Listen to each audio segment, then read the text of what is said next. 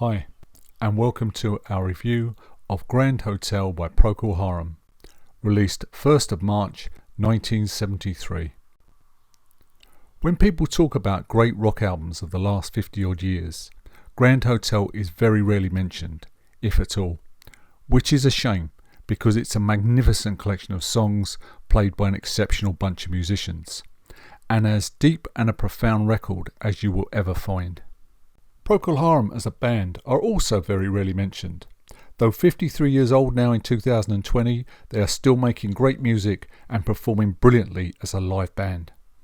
Procol Harum are remembered best for their 1967 single, A Whiter Shade of Pale, which is now one of the biggest selling singles of all time, having sold well over 10 million copies. A Whiter Shade of Pale, with its surreal lyrics, bark-like instrumental melody and white soul vocals. Nothing back then sounded anything quite like it, and even when it's played today, it still sounds fresh and innovative. And it pretty much set the stall out for Procol's career. Nothing sounds quite like Procol Harum. It's impossible to pigeonhole their music. Maybe if you said it's progressive rock, hard rock, soft rock, blues rock, soul, folk, throw in some jazz elements, some baroque classical and a little opera, you might just touch the surface. You might.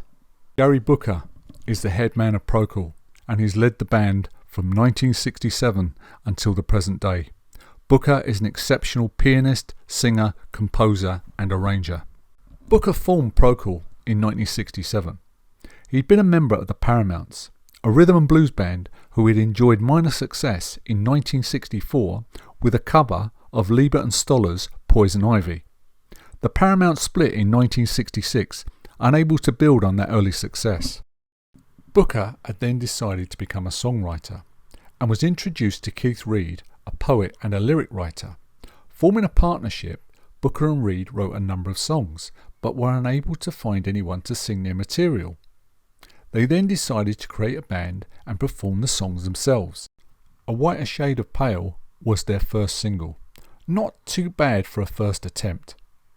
In the 6 years from 1967 to 1973, Procol Harum had enjoyed further success in the singles and albums charts, mainly in the USA, but had become a strong live act. In 1972, they had enjoyed their biggest selling album so far, Procol Harum live in concert with the Edmonton Symphony Orchestra. The combination of the band and the orchestra is simply wonderful, and it's a record I'll be looking at in depth at some point in the future.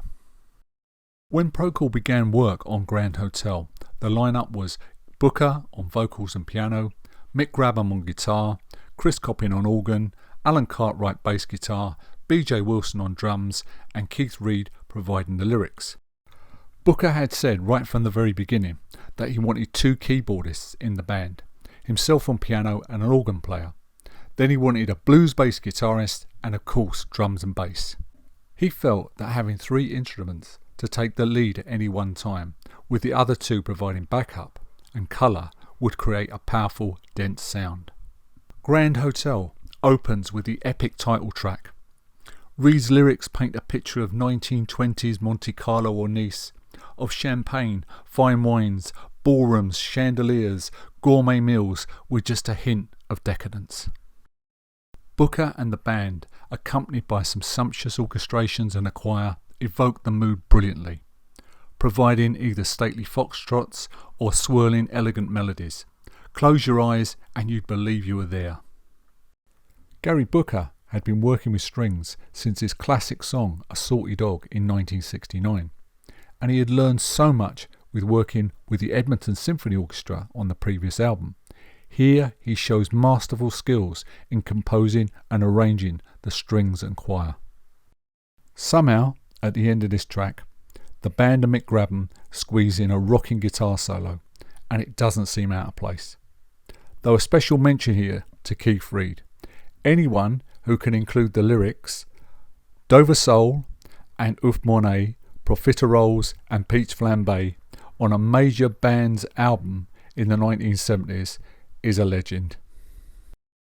Toujours l'amour, or Long Live Love, is next up. It starts off with a jaunty piano riff, But this is just a red herring, and as the band join in, the song descends into a darkly comic tale of love gone wrong. She took all the pleasure and none of the pain, all of the credit and none of the blame. I came home to an empty flat. She left me a note, said I've taken the cat. The cord they knotted to keep us apart could never be broken, it was tied to my heart. She grew thin and I grew fat. She left me and that was that. It's a mid-pace rocker with some superb intertwining keyboards, courtesy Gary Booker's piano and Chris Coppin's Hammond organ. Throw in some biting guitar solos from Mick Grabham and some lovely vocal harmonies in the background. I want to give a mention here to the great B.J. Wilson. Now you won't hear his name mentioned when people talk about great drummers, but make no mistake, B.J. was one of the very, very best. It's B.J.'s fantastic drumming on this track that holds it all together. Track 3, A Rum Tale. Gary Booker had once said that he'd always fancied writing a waltz. Well, here it is. Now it's another tale of love lost, but here the singer has decided to drink all his troubles away. Booker takes on the role of the world-weary drunk. She's fuddled my fancy, she's muddled me good. I've taken to drinking and given up food. I'm buying an island somewhere in the sun. I'll hide from the natives, live only on rum. I'm selling my memoirs, I'm writing them down. If no one will pay me, I'll burn down the town. I'll rent out an aircraft and print on the sky. If God likes my story, then maybe he'll buy. A friend of mine, a classically trained pianist, once told me that this track is so difficult to play and that Gary Booker must have had at some point in his life some serious classical piano training. Next up, TV Caesar. I remember that Gary Booker had once said back in the day this song was about David Frost and Johnny Carson, the TV Caesars of the late 60s and early 70s. These guys were virtually running television back then. It's a witty and sarcastic look at the media and its intrusion into our lives, as relevant today as it was back then. TV Caesar, Mighty Mouse, holds his court in every house, spied in every crack and corner as they watch you eat your TV dinner, creeping in through eyes and ears, finding out your secret fears. TV Caesar, Mighty Mouse, gets the news in every house. Who's been doing what to who and how they do it when they do. Sandwiched in between the ads, something for the mums and dads. The track starts with piano, bass and drums, with the bass following the piano chords. 2 lines in come the band and orchestra. If you want a masterclass on how a rock band should play with an orchestra, this is it. Gary Booker is outstanding on this track, on vocals and piano. As the song builds to a climax, Booker is joined by a choir. Booker matches the choir note for note, pushing his voice to its absolute limits. On the Grand Hotel tour, the band, when accompanied by an orchestra and choir, would end the show with TV Caesar, ending the song with a rousing chorus of Rule Britannia. Now, when I was growing up, we used to go up to London's West End quite a bit, either to buy records or just to hang out. Many times we came across the one-man band. This guy played a guitar or banjo. In front of his face he had a harmonica in a holder, while on his back he had a big bass drum with a little snare drum fixed at the top. With a collection of wires tied to his elbows and the back of his heels, he could play the drums while moving his arms and legs, and at the same time playing the guitar. He could either sing or add in the harmonica if he wanted to, hence a one-man band. Souvenirs of London sounds just like Fred, the one-man band. It's a rollicking, jokey number about a fellow who has visited London and come away with something he didn't bargain for. When the song was released as a single, the beloved BBC banned it because they believed that the song was about venereal disease. Surely not. But at the same time they were banning this single, they were playing Lou Reed's Walk on the Wild Side with its reference to giving head. You've got to love the BBC. Next up, Bringing Home the Bacon. This is the most powerful rocker on the album, and often the band would open a show with it. Its structure allowed for each member, when played live, a chance to show off their tastiest licks. On Grand Hotel, it shows just how tight the band could be, with tricky, intricate drumming from BJ Wilson, searing guitar work from Mick Grabham, and a catchy poppy organ riff from Chris Coppin. Track 7, for Licorice John. With its eerie treated piano, which makes the instrument sound like it's being played underwater, this is one of my personal favourites on this record. The song is about an old school friend of Gary Booker's, Dave Mundy. Mundy was a fanatical supporter of the Paramounts, and he loved everything about the band except the name. He wanted to change it to Licorice John Death and his All-Stars. Unfortunately, Dave suffered mental health problems, and his occasional outings to see the Paramounts were great highlights in his life.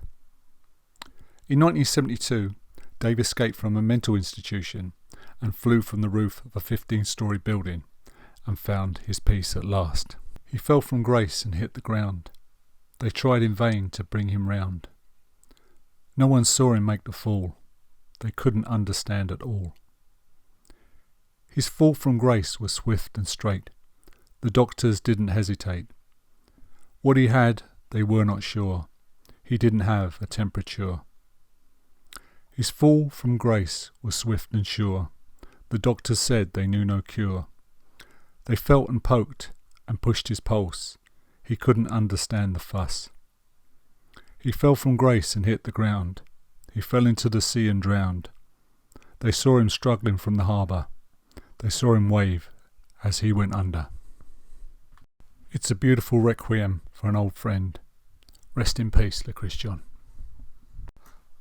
Next up, Fires Which Burn Brightly.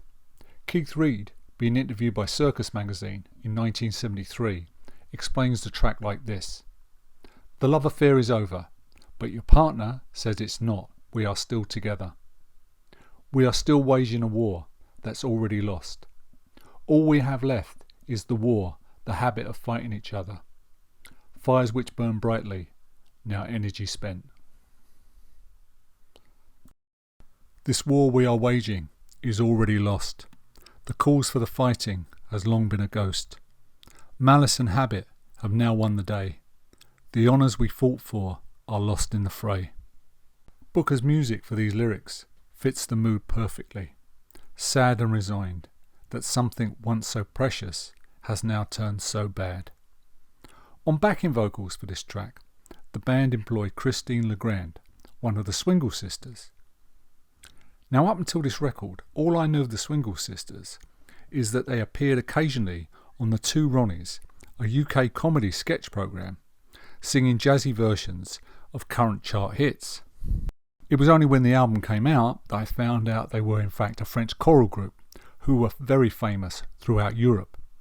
Anyway, Legrand's beautiful jazz scat vocal is perfect for the track.